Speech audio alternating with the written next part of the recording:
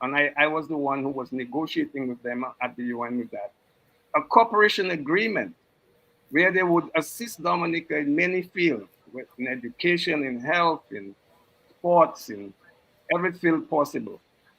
And they were prepared to invest as a first phase 50 million US dollars. The Dominican government said they were going to sign and never did. And it's because on the prodding from the Moroccans, they were told, don't sign that. And that was in recognition of how long we've been supporting the people of Western Sahara. The Algerians wanted to reward Dominica, and Dominica was the only country in the whole CARICOM that the Algerians picked to assist. And Dominica was supposed to be a pilot case because they wanted to get more involved in supporting Caribbean countries. Now, they're taking fertilizer from Morocco, which is all coming from occupied territory. Algeria is a larger producer of fertilizer, you know, and Algeria is the largest country in Africa today.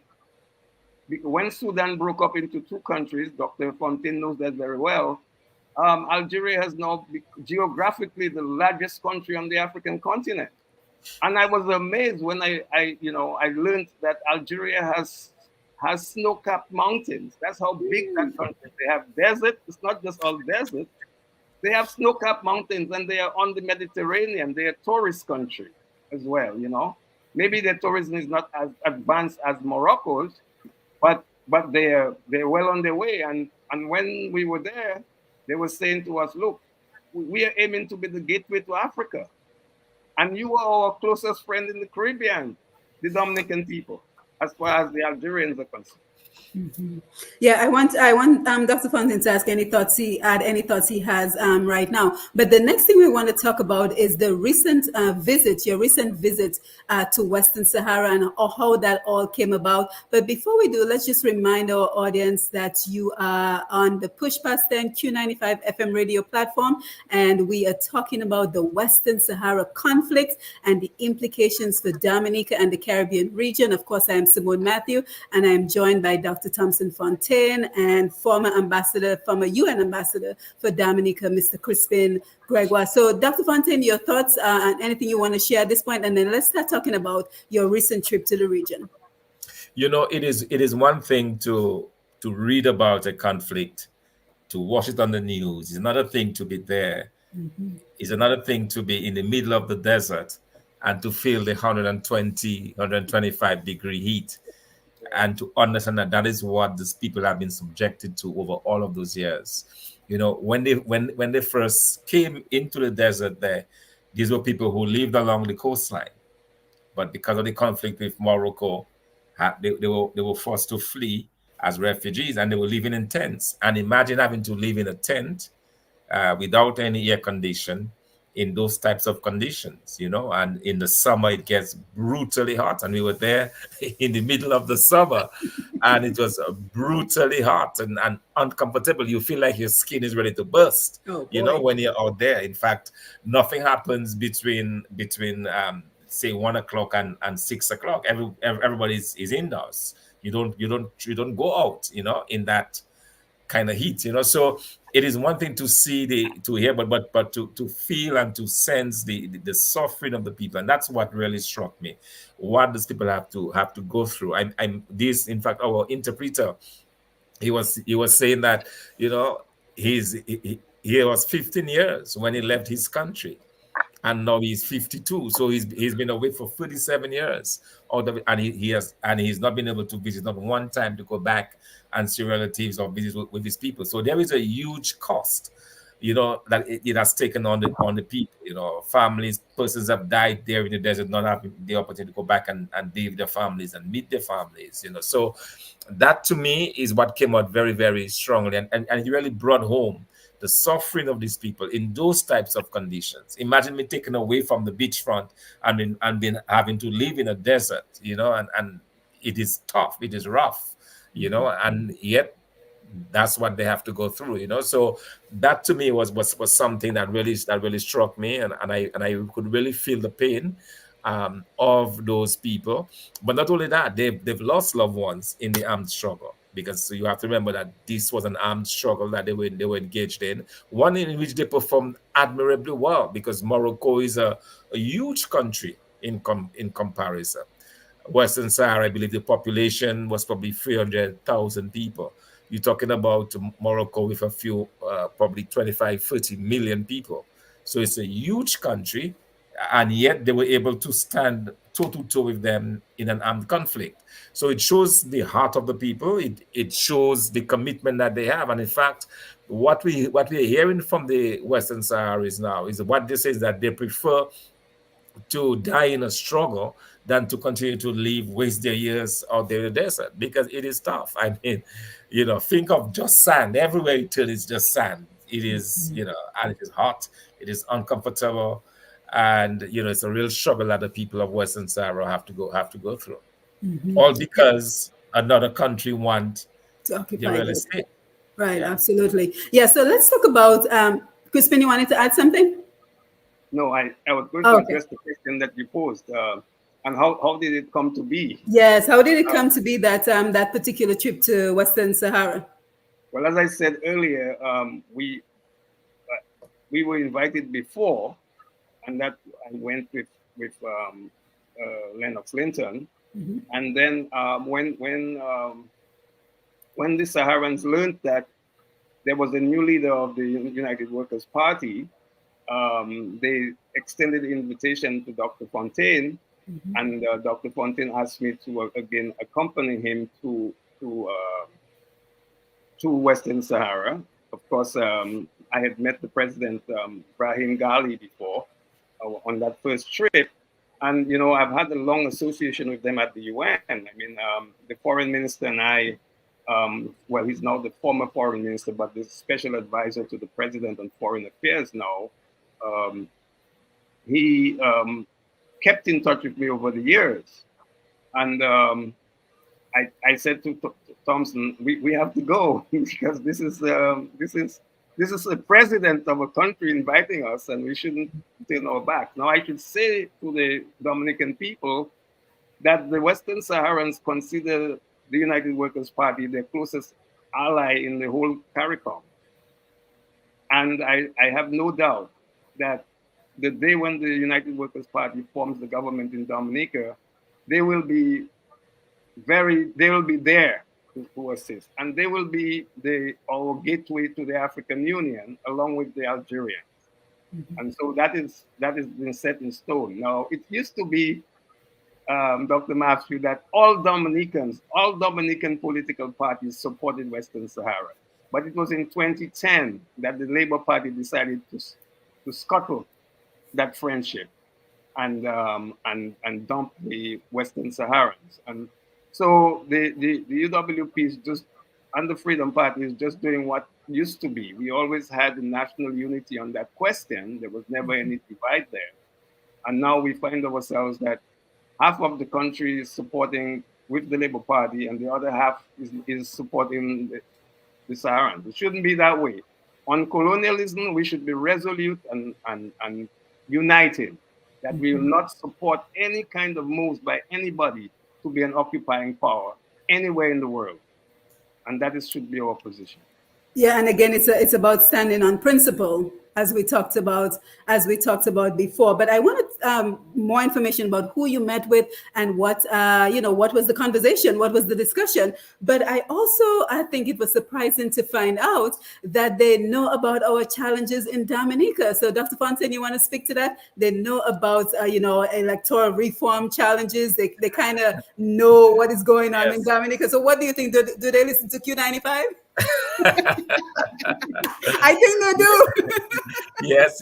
I think, because they, like Morocco, have a keen interest, of course, in Dominica and the other OECS countries, because there very well could be a vote again within the United Nations and would most likely come through that C24 committee. So they do have an interest in knowing the players, knowing, what they're thinking, knowing and getting a feel for the country.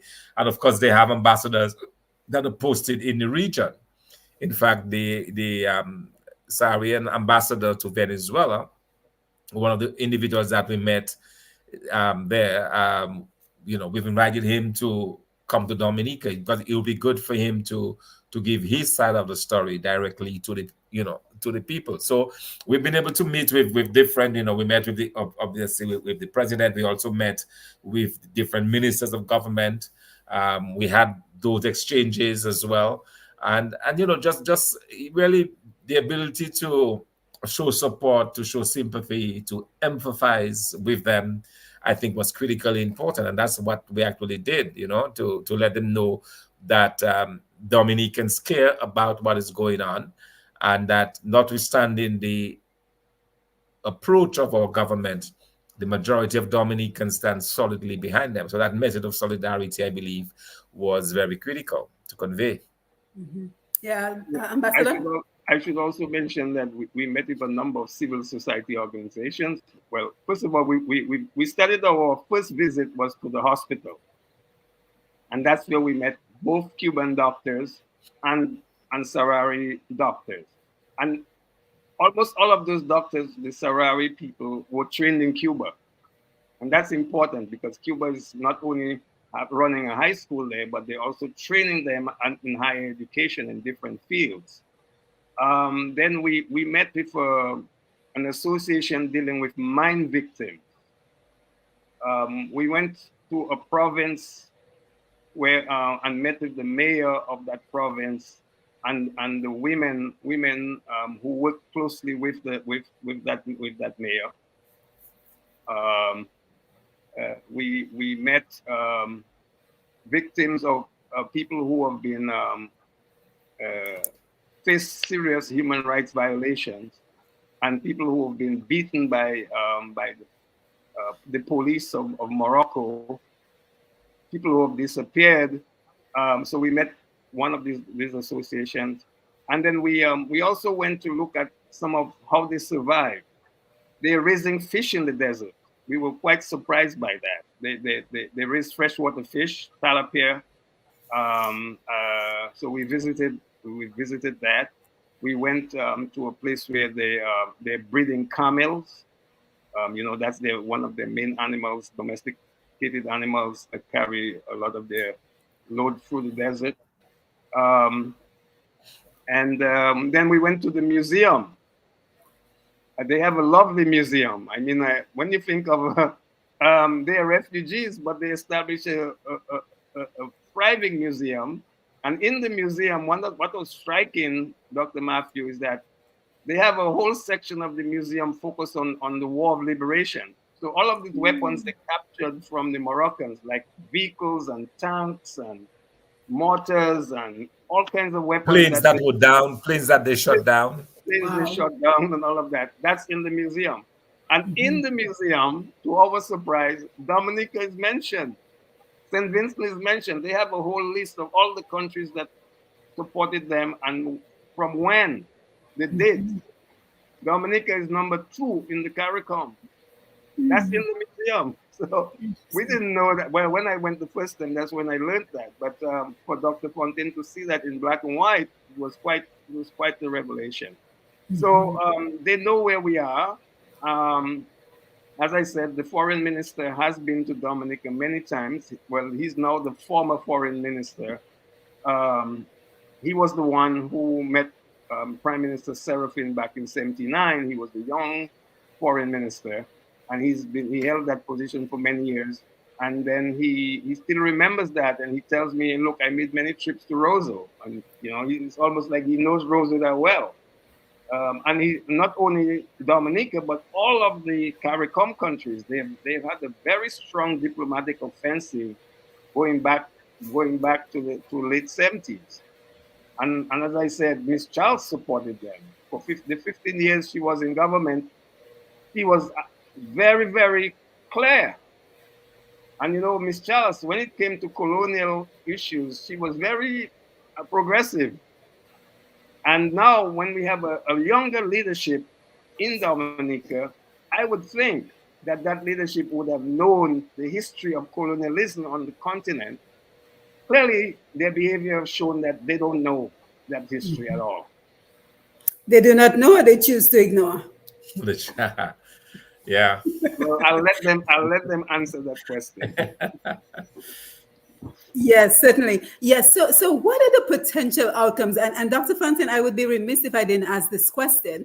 You, as the leader of the largest opposing party in Dominica, what do you see as the potential benefits to Dominica of this relationship with Western Sahara and Algeria? What do you see as the potential benefits to us in terms of having relationships with these countries?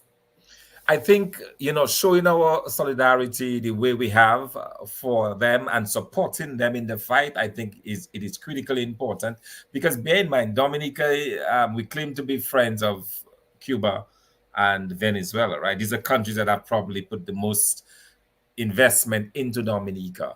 And yet these two countries are stalwarts in supporting Western Sahara and the independence, and we are not. So I think, in terms of what it can do, it can elevate even our standing within those countries. Because my understanding is that the governments of Cuba and Venezuela, they are not happy with Dominica and the stance that they have taken. So that is something in terms of being able to gain that respect within those countries. But also importantly, I think just in terms of our ability to stand up for human rights, to stand up for international law, it sends a very strong signal. So our support will demonstrate that we are, in fact, on the side of universal human rights. We support, the struggles of these people, and that will do very well for us. So beyond, physical benefits that we may get, because there's a possibility of opening up trade and so on down the road. That's another area. Algeria, which supports them very much. They're interested in doing tourism, in opening up tourism. They're interested in opening up, in fact, travel from Algeria into the Caribbean. So that's where we could, in fact, benefit. It is possible that you could have a lot more tourists from that region coming into the Caribbean region, including Dominica, if that is opened up. So we have a lot to gain by nurturing this relationship and by developing it. And it's something that, as the leader of the United Workers' Party that is striving to become the next government of Dominica, we will look to explore in terms of trade, in terms of tourism, in terms of human development. And these are all issues, these are all things that we will certainly be looking at with both with Western Sahara, but more importantly with their main backer, Algeria. Mm-hmm. Yes, Ambassador, your thoughts Well, on the benefits of these relationships? yes, Algeria is the rising power in Africa. When we were there, we discovered something that we didn't know about. Algeria has the largest deposit of iron ore in Africa. And iron ore is an important resource because that is what you get steel from. So I think Algeria in the next few years will be a producer of steel. And that means that they're going to be an industrialized country in the very near future because they're beginning to look at post oil and gas. Now, while it's true that they have oil, they have more gas than oil. In fact, that is one of the things that has happened with the Ukraine war. They have in many ways replaced Russia because a lot, the European countries have put sanctions on Russia. So Algeria has now been able now to supply Europe with gas. Now, the Algerians also produced a lot of manufactured goods, electronic goods. They, as I said before, they produce fertilizer. They produce things like cell phones and all of those things. So I think the possibility for trade is actually good. And also, I should say, Dr. Matthew, the Algerians in the past have given money to Dominica before 2008, after Hurricane Omar had hit Dominica and the boats of fishermen were taken by the sea. I reached out to them and they sent me a check within days of like 200,000 US dollars to replace the boats of fishermen. That's 500,000 EC dollars back then, which could help the fisher. We don't have a lot of fishermen when you think about it. Mm-hmm. I think there's a lot more that we could benefit from cooperation with them. But our focus was really on Western Sahara. And because they have that closeness with Western Sahara, they really embrace the people of Dominica very fondly. Yeah, and I'm coming to take your comments on the Facebook and the YouTube Live. But I think any financial advisor, it's simply a matter of diversifying your portfolio, right? So here we have all this exclusive relationship with China, but it's important to have relationships with other entities that can bring us additional benefits. So I see the importance of having relationships with Algeria, with Western Sahara, and just standing on the note of being humanity, the note of humanitarian efforts, the note of, rebuking the fact that they're being colonized by Morocco. So as you gather your thoughts as we get ready to wind down the program, so kind of think of anything else you might want to say before the program winds down while I take some comments, but also the importance of sharing this information regionally and internationally, very, very important. So we certainly hope that those who will listen and those who will look at this program on Q95 FM radio on Facebook and YouTube, that you will share the information to continue this awareness campaign in terms of what is going on. But let us engage with our audience for just a little bit before we wind down this evening. So H. Dovelas says, Crispin Gregoire, this is an issue before the national security UN agenda, and rightly so. What sort of priority is it receiving, or does it similarly register as peanuts in the council scale? So keep that question in mind, Ambassador Crispin. And then our viewer also says, could it be that Morocco chose Dominica because of its strategic proximity to the U.S. in a world growing increasingly hostile towards the U.S. and with the Russian and Chinese ships nearby in the waters? So we really want to thank H. Dovelis for all these wonderful comments. And this individual also says, interesting points of view, Dr. Matthew. You asked about personal benefit and not mutual benefit. Very good point. Thank you. Were you intentional in the way you posed your question about the Algerian relationship? No, Dorovilas, I stand corrected. You're correct. We should be talking about mutual benefits. So thank you for that. And then finally, our viewer says, what benefits are you hoping to gain? What are the needs of the people? So some wonderful points, and we know that others will come in and chime in as well. But H. Dovelas, thank you so much for your contribution to this conversation. And we also have someone else, Amon Fared, who said, I'm locked in, my next prime minister. So I think he's acknowledging you, Dr. Fontaine. So any feedback on these wonderful points that our primary viewer raised during our discussion? Well, on the Security Council question, I have my own problem with the fact that I think the Security Council could be much more visionary and steadfast in nudging Morocco to recognize that they should stand by rule of law and the ruling of the International Court, and that self-determination for the Western Saharans is something that is not negotiable. These people deserve to have their independence, and we hope that as we look forward, going forward, that the UN will do a reality check, because really the UN has failed there, Dr. Matthew. The UN really has not had a success there, and they really need to turn this thing around. It's too long. Since 1991, the UN has been trying to get a solution to this conflict, and it's been elusive. But I still will say we have to keep trying.